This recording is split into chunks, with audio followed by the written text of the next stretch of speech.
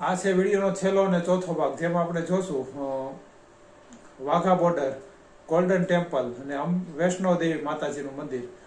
વિડીયોને like share અને subscribe કરી નાખજો. ચાલો મળીએ વિડીયોમાં.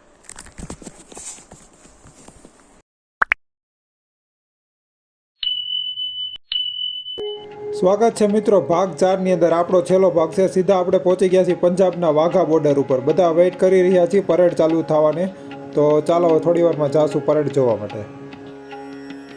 પહેલાં આપણે બપોર થઈ ગયું તો જમવાનું કામ પતાવી દઈ. થેપલા, કેળું, સૂકી ભાજી, ડુંગળી અને મરચાં બધા સાથે બેસી ગયા છીએ ભોજન લેવા માટે. આવી ગયા છીએ આપણે હિમાચલના એડવેન્ચર સિરીઝના છેલ્લા ભાગમાં. હિમાચલના ઠંડા પહાડોને બાય બાય કહીને અમે આવી પહોંચ્યા છીએ ગરમા ગરમ જોશવાળા પંજાબમાં, અમૃતસર. ભાઈ અહીંની હવા જ અલગ છે. પહાડોની શાંતિ પછી અહીં જે બોલે સોનિહારનો જોશ છે. અહીં લસ્સી અને પરાઠાની તૈયારી ફૂલ છે. બા કેટલું પ્રેમથી દાદાને જમાડી રહ્યા છે. દાદા માનતા જ નથી જમવાનું. જો કેટલું પ્રેમથી જમાડે છે બા. છેલ્લે માની ગયા જમી લીધું બાના હાથનું. અત્યારે પંજાબમાં ફૂલ તડકો લાગી રહ્યો છે અને બધાને એક સાઈડ બેસી ગયા છે અને થોડી વારમાં પરેડ ચાલુ થશે એટલે બધા લાઈનમાં લાગી જશું ને પછી જશું પરેડ જોવા માટે.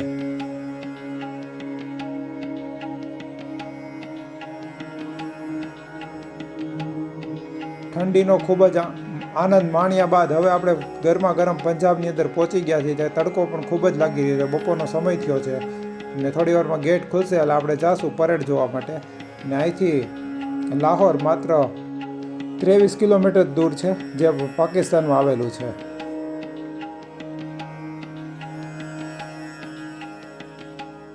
પછી તો શું બધા લાગી ગયા તડકાએ લાઈનમાં અંદર જોવા માટે.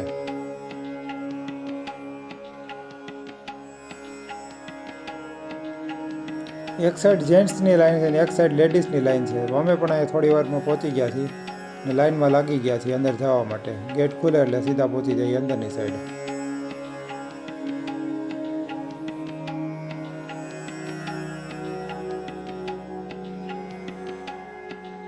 આ લોકોને ખૂબ જ તડકો લાગી ગયો છે એટલે એ લોકો ધીમે ધીમે ચાલીને આવી રહ્યા છે. ફોરેનર જેવી ટોપી પહેરીશ પણ તોય એટલો તડકો લાગી ગયો છે.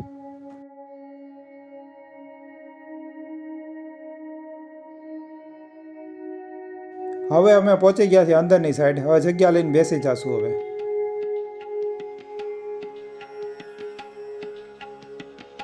ભારત દેશનો ધ્વજ લહેરાઈ રહ્યો છે. જય હિન્દ.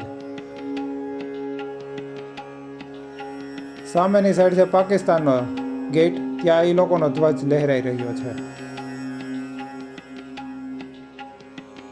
ભાઈ સાચું કહું તો રૂવાડા ઊભા થઈ ગયા. આપણા BSF જવાનોને દિલથી સલામ છે. આ અનુભવ આખી જિંદગી યાદ રહેશે મને.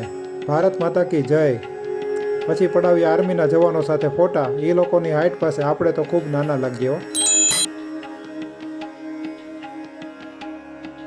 Border security force. સામેની સાઈડ પાકિસ્તાનના જવાનો દેખાય છે આપણને.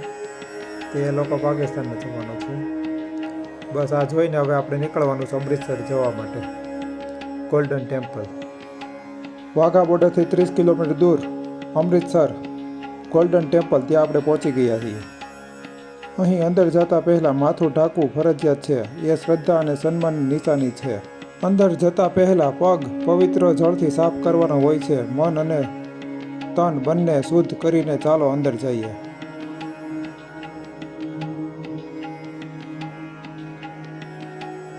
બસ આ જુઓ. મેં ફોટામાં અને વિડીયોમાં તો ઘણું જોયું હતું પણ આ જે સામે દેખાય છે તેની વાત જ અલગ છે. આખું મંદિર સોનાથી મઢેલું છે એટલે ગોલ્ડન ટેમ્પલ તરીકે ઓળખાય છે. અહીંની હવામાં કંઈક અલગ જ છે. એકદમ શાંતિ. આપણા શહેર ભાગદોડથી દૂર સાવ અલગ જ દુનિયા છે આ.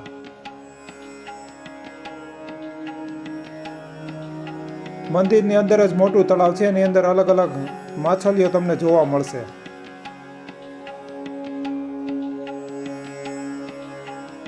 ગોલ્ડન ટેમ્પલ શીખોનું મુખ્ય મંદિર છે. અહીં ઘણા બધા માણસો એકસાથે દર્શન કરી શકે છે.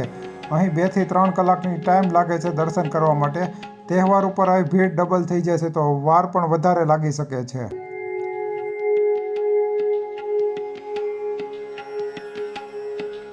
લાંબી બધી લાઈન તમે મારી સામે જોઈ શકો છો. અમે જ્યારે ગયા હતા ત્યારે 3 કલાકનો સમય લાગ્યો તમારે દર્શન કરવામાં.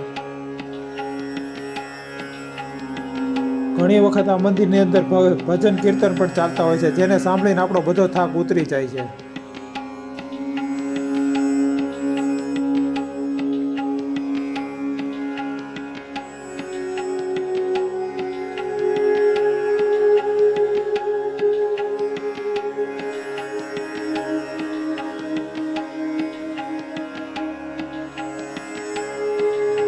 ભક્તોની ભીડ જુઓ મિત્રો, કેટલી બધી છે એક સાથે.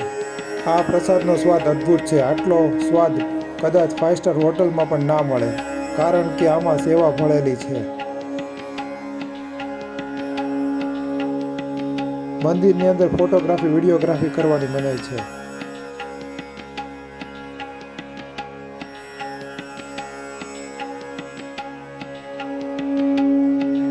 અહીં એક સાથે હજારો લોકો ભેગા મળીને સ્વેચ્છાએ સેવા કરતા હોય છે.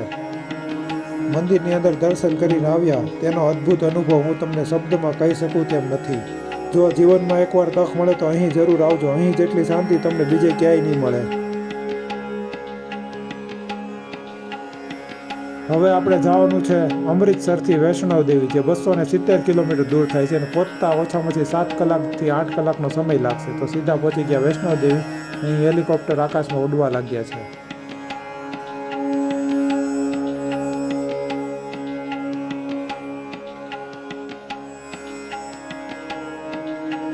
પંજાબના જોશ પછી હવે પહોંચી ગયા છીએ જમ્મુના વૈષ્ણવ દેવી ધામ કટરાની અંદર. અહીં શરૂ થશે આપણી યાત્રાનું છેલ્લું ધામ, એટલે કે કટરા વૈષ્ણવ દેવી માતાજીના મંદિરે. વૈષ્ણવ દેવી માતાજીના મંદિરે જવાનો રસ્તો ઘણો અઘરો છે, પણ માતાજી પ્રત્યેનો ભાવ અમને થાક લાગવા દેતો નથી. માતાજીના દર્શન કરવા માટે થોડોક મુશ્કેલીનો સામનો કરવો જ પડે, તો આપણે માતાજીનું નામ લઈને સીધા જઈ રહ્યા છીએ હવે વૈષ્ણવ દેવી. જય માં વૈષ્ણવ દેવી. જ્યારે અમે જતા હતા ત્યારે રસ્તામાં ઘણી બધી નાના મોટા સ્ટોલ, ખાણીપીણીની વસ્તુ, બીજી ઘણી બધી અલગ અલગ વસ્તુઓ અહીં મળતી હોય છે. મંદિર પાસે લોકર છે, ત્યાં મોબાઈલ, પર્સ, કેમેરો રાખીને અંદર જવાનું હોય છે. અંદર ફોટોગ્રાફી કરવાની સખત મનાઈ છે. ફાઇનલી દર્શન થઈ ગયા. બધા મિત્રોના ચહેરા ઉપર અલગ જ ખુશી જોવા મળી રહી છે. શું અદ્ભુત દર્શન થયા. આટલા દિવસનો બધો થાક, 13 કિલોમીટરની ચઢાઈ, બધું જ માતાજીના દર્શન કરી બધો થાક દૂર થયો. મન એકદમ પવિત્ર થઈ ગયું. જય માતાજી. આખી રાત ચાલ્યા બાદ સવારના 4 વાગ્યાનો વિડીયો છે. સવારે અમે રિટર્ન થઈ રહ્યા છીએ અમારી હોટલ તરફ જવા માટે. તો ઘણું બધું ટ્રેકિંગ કરી લીધું છે.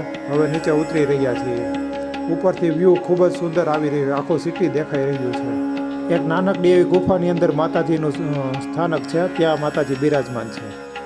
મિત્રો, ઘણી વખત તો અહીં 5-5 કિલોમીટર લાંબી લાઈન લાગી જાય છે. અમે રાત્રિના સમય ગયા હતા, ભોજનનો સમય હતો, ભક્તોની ભીડ ખૂબ જ ઓછી જ લાગી છે અમને. અમારે સરસ મજાના દર્શન માતાજીના થઈ ગયા છે. આરામ ખુરશીમાં બધોય આપણો થાક ઉતાર્યો. પછી હવે જવાનું છે, રિટર્ન ટિકિટ આપણી છે ઘરે તરફ. તો બીજે દિવસે સીધા મળશું હવે રેલવે સ્ટેશન ઉપર.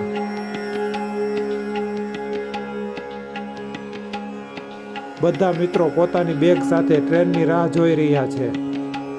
મિત્રો, આ હતું આપણું છેલ્લું ડેસ્ટિનેશન. હવે સમય થઈ ગયો છે ઘરે પાછા ફરવાનો. આ ટ્રીપ અહીં પૂરી થાય છે. ભાઈ, 10-12 દિવસ કેમ નીકળી ગયા ખબર ના પડી.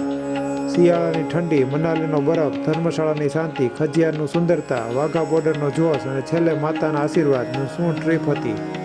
વિડીયોને લાઇક, શેર ને સબસ્ક્રાઈબ કરી નાખજો. Thank you. આવજો.